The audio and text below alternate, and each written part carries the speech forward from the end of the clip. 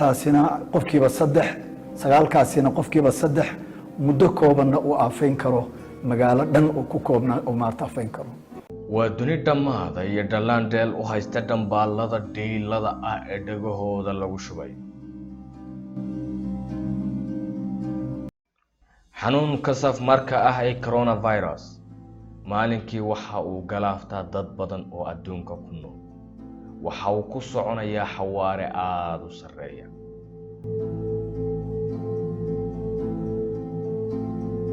xanuunkan wuxuu ka bilaabmay gobol China Wuhan kadibna wuxuu ku faafay daafaha caalamka waxa xambaaray dayuurado iyo gaadiidada kale noocay doonaan ba ahaadeen kadibna markuu tagay dalalkii kale wuxuu noqday xanuunkaani xanuun dilaa ah oo aad iyo aad u fida qiyaastii qofkii 3 qof ku dhow saddexdaasina qofkiiba 3 sagaalkaasina qofkiiba 3 muddo koobanna uu aafeyn karo magaalo dhan oo ku koobnaa oo maarta aafeyn karo maanta xanuunkaasi wuxuu kor u dhaafay 2 milyan oo qof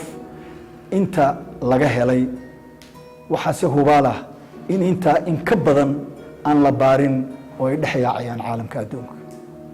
waxay geeridiisii kor u dhaaftay 150,000 oo qof dilaanimadiisana halka ayaad ka garan guryihiina jooga faraxasha hal mitir isu jirsada hay iskacan qaadina iyo goobaha dadku ku badan yahay ha imanina waa talooyinka ay maalin kasta ina siinayaan bahda caafimaad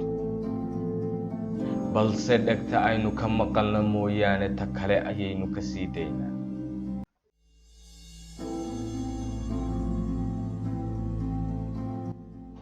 ma dhimasho ayaynu diyaar u nahay mise waa dhaga adaygii Soomaalida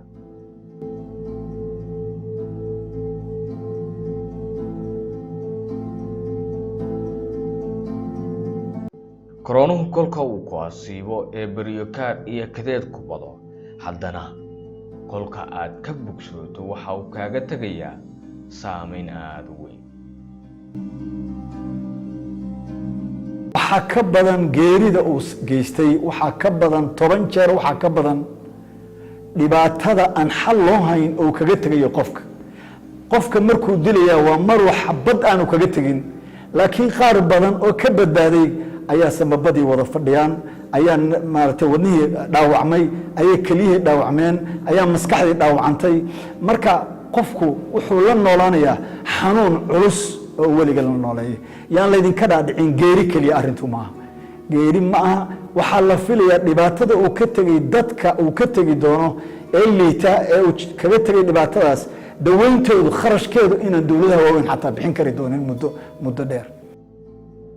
ma xiise ayaad u haysaa dhimasho bal u fiirso xaaji corona sida uu dadka u galay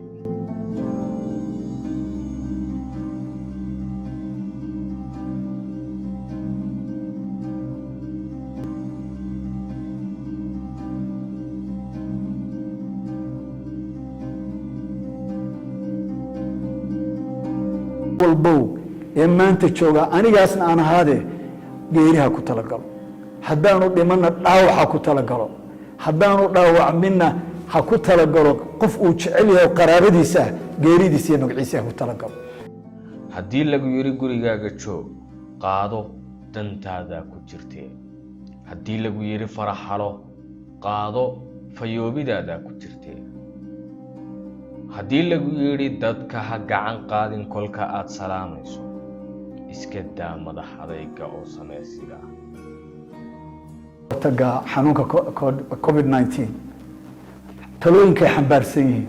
waa talooyin wada wanaagsan waa talooyin aqoon ku dhisan waa talooyin ummadda haddaan rabno inaan badbaadno aan tahay inaan wada qaadano walaal gacali xaqiiqada dhageyso oo naftaadu wanaagga la farayo haweelayso